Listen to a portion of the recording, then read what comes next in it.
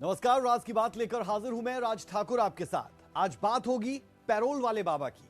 जी हां, हम बात कर रहे हैं राम रहीम की, क्योंकि इन दिनों वो पैरोल पर एक मर्तबा फिर बाहर है। कभी सत्संग कर रहा है तो कभी म्यूजिक एल्बम रिलीज। तमाम सवालों के जवाब आपको हमारे खास कार्यक्रम में अगले आधे घंटे के दौरान मिलेंगे। सबसे अहम और बड़ा सवाल ये कि राम रहीम की नई वीडियो में क्या राज है, क्या ज्ञान वो दे रहा है, किस कानून के तहत पैरोल पर लॉन्च किया म्यूजिक एल्बम। अहम सवाल है। राम रहीम को बार बार पैरोल मिलने के पीछे मायने क्या, इसे कैसे समझा जाए। राम रहीम की पैरोल के पैरोकार आखिर कौन है। राम रहीम को कितनी बार पैरोल अब तक मिल चुकी है। किस चिट्ठी ने राम रहीम को सलाखों के पीछे पहुंचाया था। राम रहीम और साध्वी रेप केस की पूरी टाइमलाइन क्या है, वो भी आपके साथ साझा करेंगे। वो भी आपको सिलसिलेवार ढंग से समझाएंगे और उसके साथ साथ और कई ऐसे पहलू जो अब तक अनकहे दिखाएंगे। गुरमीत राम रहीम के खिलाफ अन्य मामले क्या रहे हैं, लोग बाबाओं पर आखिर विश्वास करते हैं तो क्यों करते हैं, इस गुत्थी को भी सुलझाने की कोशिश अगले आधे घंटे के दौरान करेंगे।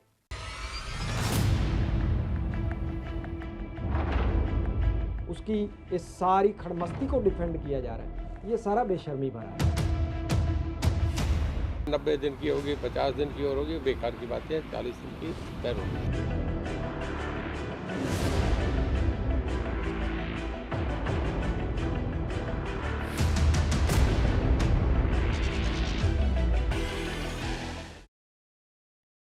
बेशक इन दिनों डेरा सच्चा सौदा प्रमुख गुरमीत राम रहीम पैरोल पर है और वो भी बरनावा स्थित आश्रम में वीडियो के जरिए सत्संग कर रहा है।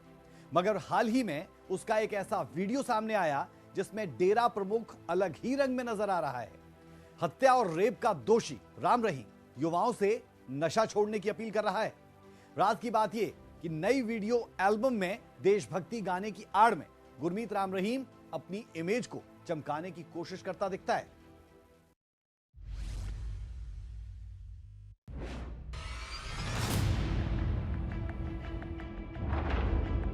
उसकी इस सारी खड़मस्ती को डिफेंड किया जा रहा है, ये सारा बेशर्मी भरा है। दुष्कर्म और हत्या का दोषी गुरमीत राम रहीम इन दिनों फिर से अपने पुराने रंग में नजर आ रहा है। वो इन दिनों 40 दिन की पेरोल पर जेल से बाहर आया हुआ है। पेरोल पर बाहर आने के बाद से वो ऑनलाइन सत्संग तो कर ही रहा है, अब उसने अपना एक गाना भी रिलीज किया है। इस गाने में युवाओं को नशे से दूर रहने का संदेश दे रहा है। देश की जवानी सुनो, ड्रग्स की नादानी छोड़ो। ये गाना राम रहीम ने यूट्यूब पर रिलीज किया है। गुरमीत राम रहीम खुद भी इस वीडियो में नजर आ रहे हैं। वीडियो एल्बम में राम रहीम अपनी जानी पहचानी गाड़ी से एंट्री लेता है। गौर करने वाली बात है कि पिछले साल जब राम रहीम पेरोल पर बाहर आया था तो उस समय भी उसने 2 गाने रिलीज किए थे। राम रहीम ने उन गानों के माध्यम से भी लोगों को नशे के खिलाफ संदेश देने की कोशिश की थी। एक रेपिस्ट को, मर्डरर को दोबारा फिर से एक स्टेज लगाने का मौका दिया जा रहा है। उसको एक सफाई के, नशे के खिलाफ ब्रांड एम्बेसडर के तौर पे जिस तरीके से सरकार पेश कर रही है, तो बाकी सारे तमाम बलात्कारियों को भी बाहर निकाल दिया जाए। जितने मर्डरर हैं सभी को बना दिया जाए आप ब्रांड एम्बेसडर। आपको कौन मना करता है। आपने पहले कानूनों में बदलाव किया, उसको बाहर निकाला, उसके बाद जिस तरीके से अब उसको डिफेंड किया जा रहा है, उसकी इस सारी खड़मस्ती को डिफेंड किया जा रहा है, ये सारा बेशर्मी भरा है।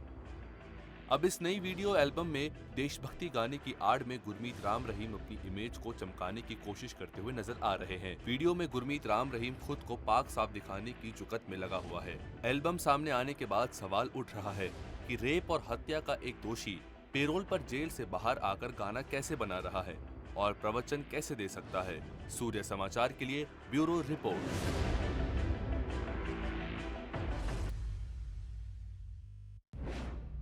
आपने देखा कि पैरोल वाले बाबा किस तरह खुद को पाक साफ दिखाने की कोशिश कर रहे हैं। राज की बात यह कि जब जब चुनाव होता है तब तब राम रहीम को पैरोल मिल जाती है। हरियाणा के 9 जिलों की करीब 3 दर्जन विधानसभा सीटों पर डेरे का दखल नजर आता है। हमारी अगली रिपोर्ट में देखिए कि राम रहीम को कब कब पैरोल मिल चुकी है। 90 दिन की होगी, 50 दिन की और होगी, बेकार की बात है। 40 दिन की तय होगी। चाहे वो जितनी मर्जी इमेज चमकाने की कोशिश करे राम रहीम, वो रेपिस्ट मर्डरर ही रहेगा।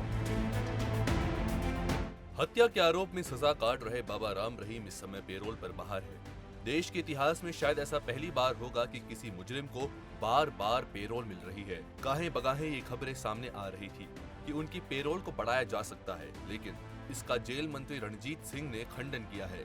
उन्होंने कहा कि राम रहीम को सामान्य कैदियों की तरह पेरोल मिली है, इसमें कोई बढ़ोतरी नहीं की जाएगी। तो सामान्य कैदी की तरह उन्हें पैरोल है। देखिए, कोई भी कैदी जब सजा में आता है तो 3 साल 5 साल के बाद एक सर्टेन पीरियड के बाद उन्हें पैरोल मिलती है। 10 हफ्ते की उसकी पैरोल उसे मिलेगी, जो उसका राइट बनता है, और उसे 4 हफ्ते की फरलो मिलती है। वो जब चाहे, अब नया साल शुरू हो गया 23, उन्होंने अपनी 40 दिन की मांगी, कॉम्पिटेंट अथॉरिटी ने उन्हें बेल दे दी। हमने उन्हें जब रिलीज ऑर्डर आया हमने रिलीज कर दिया, वो चले गए। वो जो कह रहे हैं 90 दिन की होगी, 50 दिन की और होगी, बेकार की बात है। 40 दिन की पैरोल। चलिए अब आपको बताते हैं कि राम रहीम को कब कब राहत मिल चुकी है। साल 2022 में 7 फरवरी को 21 दिन की फरलो मिली थी। साल 2022 में ही 17 जून को 30 दिन की पेरोल मिली थी। साल 2022 में अक्टूबर में राम रहीम फिर से 40 दिन की पेरोल पर बाहर आया था, और अब एक बार फिर साल 2023 में 21 जनवरी से राम रहीम 40 दिन की पेरोल पर बाहर है।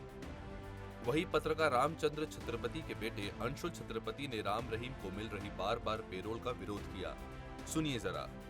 राजनीतिक जो शरण मिली हुई है, एक तरह से मैं कहूँ, और राजनीति का हमारी सरकार ने जिस तरीके से एक कानूनी लूप होल्स का इस्तेमाल करके फ़ायदा उठा करके राम रहीम को जिस तरीके से बाहर निकाला है, और उसके बाद लगातार ये कहा जा रहा है कि वो बाहर आकर के जो मर्जी करे, तो जो मर्जी वाला ये समझ में नहीं आ रहा है कि एक बलात्कारी कातिल जो है, जिसको सलाखों के पीछे पहुंचाने के लिए इतना लंबा संघर्ष करना पड़ा।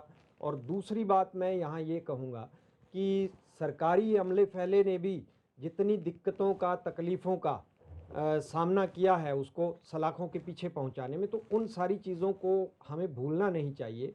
उसको सलाखों के पीछे पहुंचाते टाइम अरबों रुपए की प्रॉपर्टी का नुकसान हुआ, उन चीज़ों को भी हमें दरकिनार नहीं करना चाहिए। अभी वो मामले जो हैं अभी भी माननीय हाई कोर्ट के अंदर पेंडिंग है। अभी गत दिनों सुनवाई हुई उस मामले में, तो नुकसान जो हुआ उसकी भरपाई जो अभी तक की जानी है, वो तमाम जो जांच हैं वो अभी तक पेंडिंग है।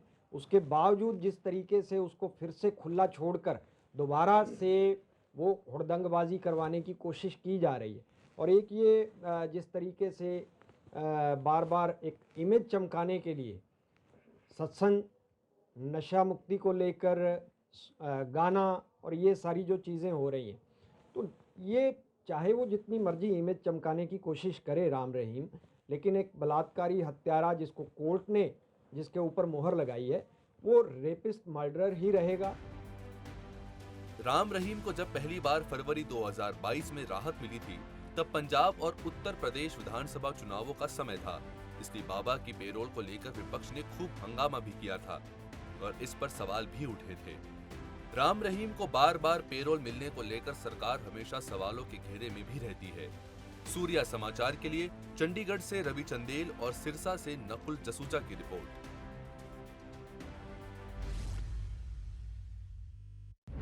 राम रहीम साध्वियों से यौन शोषण के मामले में 20 साल की सजा काट रहा है। राज की बात यह कि राम रहीम के काले कारनामों के बारे में एक गुमनाम चिट्ठी ने यह खुलासा किया था। क्या है गुरमीत राम रहीम और साध्वी यौन शोषण केस की पूरी टाइमलाइन, जानने के लिए देखिए हमारी एक खास रिपोर्ट।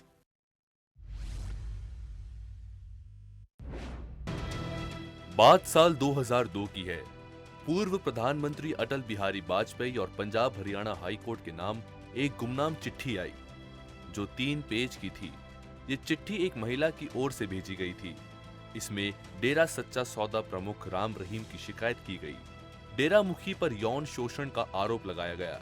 चिट्ठी में 2 साध्वियों का भी जिक्र था, जिनके साथ प्रताड़ना होने की बात कही गई थी। कुरुक्षेत्र के एक सेवादार के बारे में लिखा गया कि प्रताड़ना के बाद पूरे परिवार ने डेरा से नाता तोड़ लिया। चिट्ठी में गुहार लगाते हुए सहायता मांगी गई। बता दें, 15 मई 2002 को एक गुमनाम पत्र प्रधानमंत्री, सुप्रीम कोर्ट और हाई कोर्ट को लिखा था, 24 सितंबर 2002 को इस मामले की जांच सीबीआई को सौंपी गई थी। 31 जुलाई 2007 को सीबीआई ने आरोप पत्र पेश कर दिया था। एक दुष्कर्म पीड़िता ने बयान दर्ज करवाए थे। 9 सितंबर 2010 को दूसरी पीड़िता ने बयान दर्ज करवाए थे। 30 जुलाई 2013 प्रमुख जांच अधिकारी सतीश डागर ने बयान दर्ज करवाए थे। 2 नवंबर 2014 को गुरमीत राम रहीम ने संबंध बनाने के लिए अनफिट होने का हवाला दिया था। 17 अगस्त 2017 को कोर्ट ने 15 साल सुनवाई के बाद फैसले की डेट सुनाई। 25 अगस्त 2017 को राम रहीम को दोषी करार दिया गया था और उसके बाद उसे रोहतक की सुनारिया जेल भेज दिया गया। 28 अगस्त 2017 को राम रहीम को 20 साल की सजा सुनाई गई थी। कुल मिलाकर एक साध्वी की हिम्मत ने राम रहीम को सलाखों के पीछे पहुंचा दिया और उसकी काली करतूतों का दुनिया के सामने पर्दाफाश कर डाला। सूर्य समाचार के लिए ब्यूरो रिपोर्ट।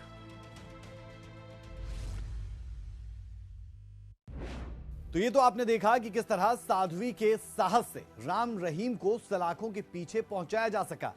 लेकिन ये कोई इकलौता मामला नहीं। राज की बात यह कि राम रहीम का विवादों से पुराना नाता रहा है, चाहे वो पत्रकार रामचंद्र छत्रपति हत्याकांड हो या फिर रणजीत मर्डर केस। बाबा की काली करतूतों का कोई अंत नहीं। रिपोर्ट देखें।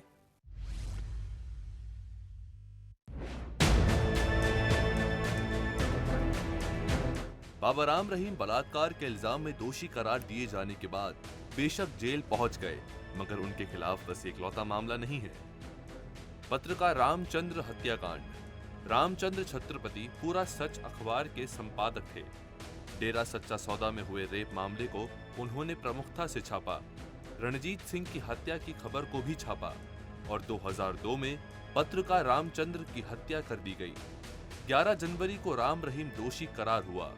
राम रहीम को उम्र कैद की सजा मिली। Ranjit murder case. रणजीत डेरा मैनेजर था। राम रहीम के खिलाफ 2 संदिग्धों में से एक का भाई था। 2002 में उसकी गोली मारकर हत्या कर दी गई थी। उसकी हत्या रेप केस के चलते हुई। इस मामले में भी राम रहीम को उम्र कैद की सजा मिली। नपुंसक बनाने का मामला। राम रहीम पर 400 से ज्यादा लोगों को नपुंसक बनाने का आरोप। इस मामले में राम रहीम को जमानत मिल गई थी। फकीर चंद गुमशुदगी मामला। 2010 में डेरा के ही पूर्व साधु ने हाई कोर्ट में याचिका दायर की। फकीर चंद की गुमशुदगी की सीबीआई जांच की मांग की थी। आरोप था कि डेरा प्रमुख के आदेश पर हत्या हुई थी। सीबीआई जांच में सबूत नहीं जुटा पाई। इस मामले में क्लोजर रिपोर्ट फाइल कर दी गई। कुल मिलाकर गुरमीत राम रहीम का इतिहास किसी रहस्य से कम नहीं है। संत के रूप में देखे जाने वाले राम रहीम का विवादों से पुराना रिश्ता रहा है। सूर्य समाचार के लिए ब्यूरो रिपोर्ट।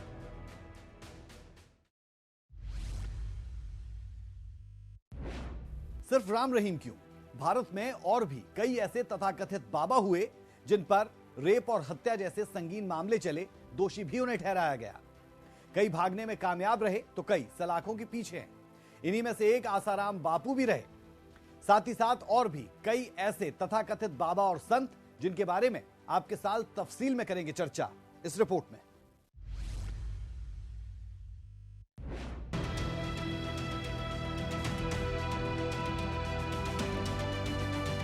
गुरमीत राम रहीम के अलावा भारत में ऐसे और भी बाबा हैं जिनके लाखों अनुयायी रहे हैं। यहाँ तक कि फिल्म स्टार और राजनीतिक हस्तियां भी इनके इर्द गिर्द नजर आती रही हैं। लेकिन बाद में गंभीर आरोपों में इन बाबाओं को सलाखों के पीछे भेज दिया गया। लिस्ट में सबसे पहला नाम आसाराम बापू का है। आसाराम बापू एक नाबालिग सहित कई लड़कियों से रेप का दोषी। रेप केस से जुड़े 11 गवाहों पर हमले का भी आरोप लगा। 2016 में प्रदर्शन के दौरान पुलिस और समर्थकों के बीच झड़प हुई। फिलहाल आसाराम उम्र कैद की सजा काट रहा है। दूसरे विवादित बाबा हैं संत रामपाल। रामपाल पर अवैध गर्भपात सेंटर के संचालन का आरोप लगा। रामपाल पर हत्या का केस भी चला। आश्रम में हथियार रखना, सरकारी काम में बाधा डालना। लिस्ट में तीसरे नंबर पर स्वामी नित्यानंद का नाम है। इस बाबा पर बच्चों का अपहरण, शिष्यों के साथ दुष्कर्म जैसे गंभीर आरोप लगे। स्वामी नित्यानंद की 2010 में गिरफ्तारी हुई, लेकिन कुछ ही समय के बाद जमानत मिल गई। गिरफ्तारी के डर से नित्यानंद तब से फरार चल रहा है। इतना ही नहीं, स्वामी नित्यानंद दक्षिण अमेरिका का एक द्वीप खरीद चुका है। इस द्वीप का नाम कैलासा गणतंत्र रखा है। अगला नाम स्वामी भीमानंद का है। ये एक ऐसा बाबा है जो खुद को इच्छाधारी बताता था।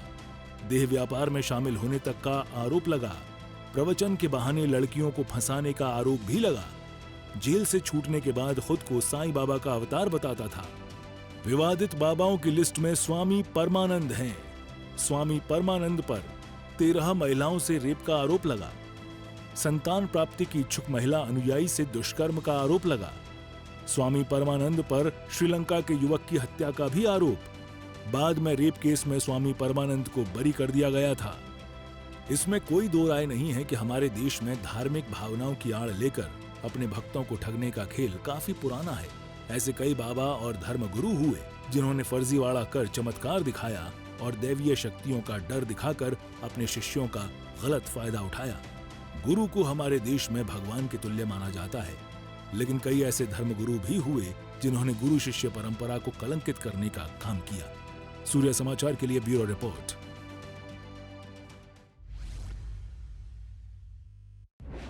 ये कोई राज की बात नहीं कि भारतीय समाज का एक बड़ा तबका भूत प्रेत, जादू टोना, इन तमाम बाधाओं पर यकीन करता दिखता है। इन जगहों की मान्यता ऐसे ही नहीं बढ़ी, बल्कि यहां इस तरह के दावे किए जाते हैं कि कई लोग यहां आकर ठीक हुए हैं। हमारी अगली रिपोर्ट में मनोवैज्ञानिक से जानिए कि आखिरकार लोग ऐसे बाबाओं पर इतनी आसानी से विश्वास कर कैसे लेते हैं।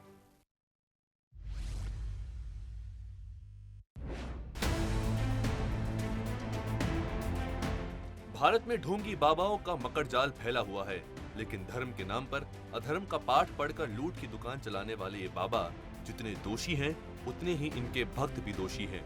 आपको याद दिला दें कि गुरमीत राम रहीम की गिरफ्तारी के वक्त उसके अंध भक्तों ने किस तरह फसाद खड़ा करके सरकारी कार्यवाही को बाधित करने की कोशिश की थी। इन्हीं अंध भक्तों की अंधश्रद्धा का फायदा उठाकर ये ढोंगी बाबा और साधु संत गलत काम को अंजाम देने से बाज नहीं आ रहे हैं। यही कारण है कि भारत में सड़क से लेकर बड़े बड़े आलीशान आश्रमों में आस्था को अपने अपने ढंग से बेचा और खरीदा जा रहा है। को हम उतना गलत भी नहीं ठहरा सकते, क्योंकि जो हिंदुस्तान है, जो हमारा भारतवर्ष है, वो ऋषियों की, तपस्वियों की और सिद्ध संतों की भूमि रहा है। तो लोगों का विश्वास धर्म में बहुत है, आस्था बहुत है, वहाँ तक ठीक है। लेकिन जब हम जादू टोना या बहुत चीज़ हमें जल्दी मिल जाए, अभी मिल जाए, अवश्य मिल जाए, और चमत्कारों में विश्वास, अंधविश्वास में हमारा बहुत ज़्यादा आस्था हो जाती है, आडंबरों में हम गिरने लग जाते हैं और हम अपना तर्क, अपना विवेक खो देते हैं, वहाँ मुश्किल आती है।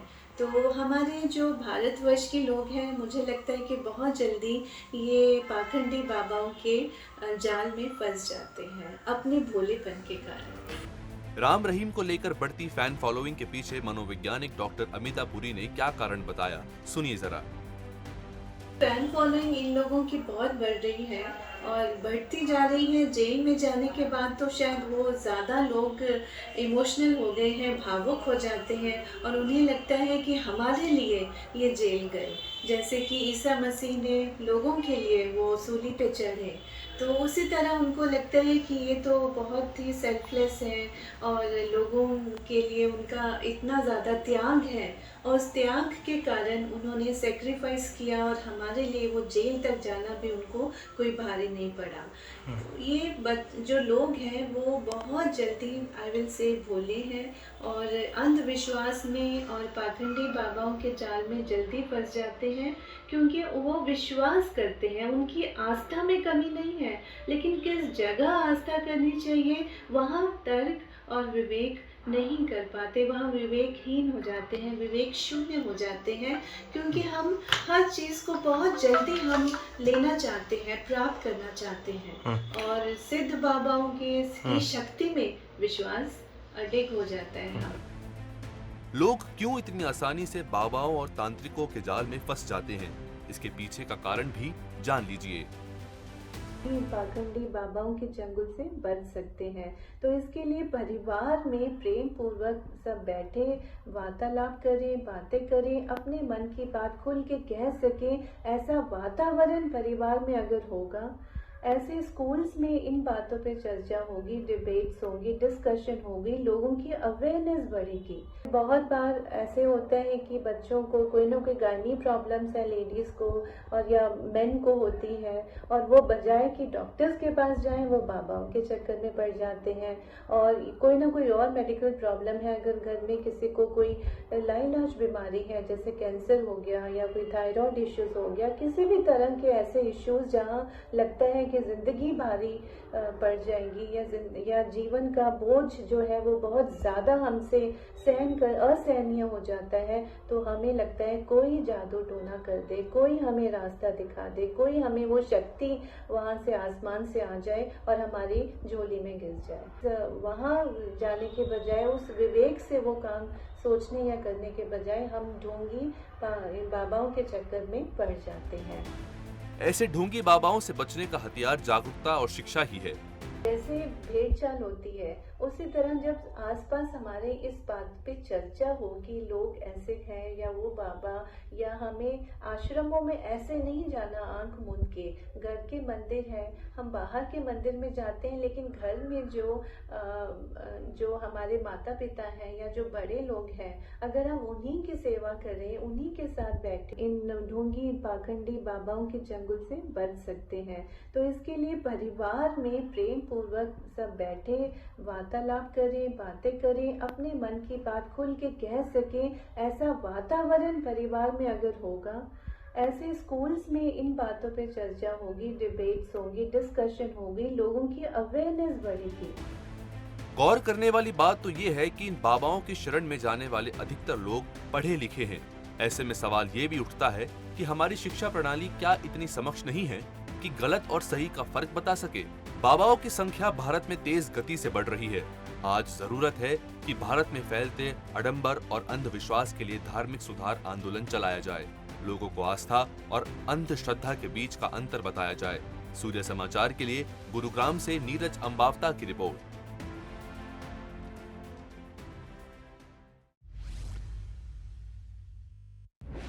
जब लोगों को किसी सहारे की जरूरत महसूस होती है और वो सहारा उन्हें किसी तथाकथित बाबा, संत या कथावाचक में मिलता है, तो अपने जीवन की परेशानियों से जूझ रहे लोग उस तरफ आंख मूंद कर चल पड़ते हैं। इसीलिए हम बार बार कहते हैं कि विश्वास करिए, लेकिन अंधविश्वास सिर्फ अंधेरे की ओर धकेलता है, उजाले की नहीं। फिलहाल के लिए राज की बात में इतना ही। कल फिर मिलेंगे एक और खबर के साथ, जिसके हर पहलू की बारीकियों तक जाकर आपके सामने रखेंगे। राज की बात, इजाजत दें, नमस्कार।